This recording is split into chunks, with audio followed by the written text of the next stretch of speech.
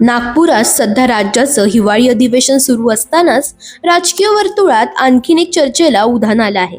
येत्या रविवारी म्हणजे 14 डिसेंबरला राष्ट्रीय स्वयंसेवक संघाच्या नागपूरमधील मुख्यालयात महायुतीच्या आमदारांचं बौद्धिक आयोजित करण्यात आलं आहे.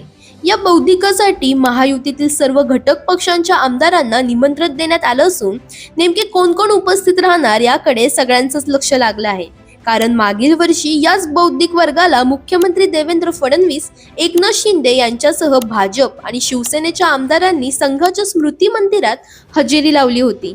मात्र त्याच वेळी उपमुख्यमंत्री अजित पवार आणि त्यांच्या राष्ट्रवादी काँग्रेस पक्षांच्या आमदारांनी या भेटीकडे पाठ फिरवली होती.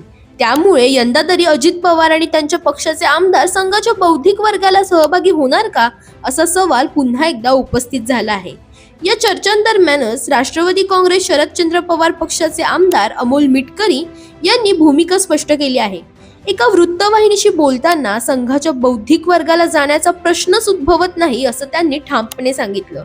राष्ट्रवादी काँग्रेस पक्ष हा शिव, शाहू, फुले आणि आंबेडकरांच्या विचारांवर चालणारा पक्ष आहे, असं सांगत अमोल मिटकरी यांनी संघाच्या कार्यक्रमापासून अंतर ठेवण्याचं कारणही स्पष्ट केलं.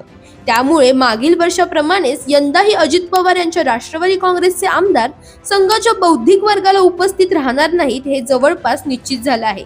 नागपूरच्या हिवाळी अधिवेशनाच्या पार्श्वभूमीवर हा राजकीय संदेश आणि भूमिका सध्या चांगलीच चर्चेत आहे.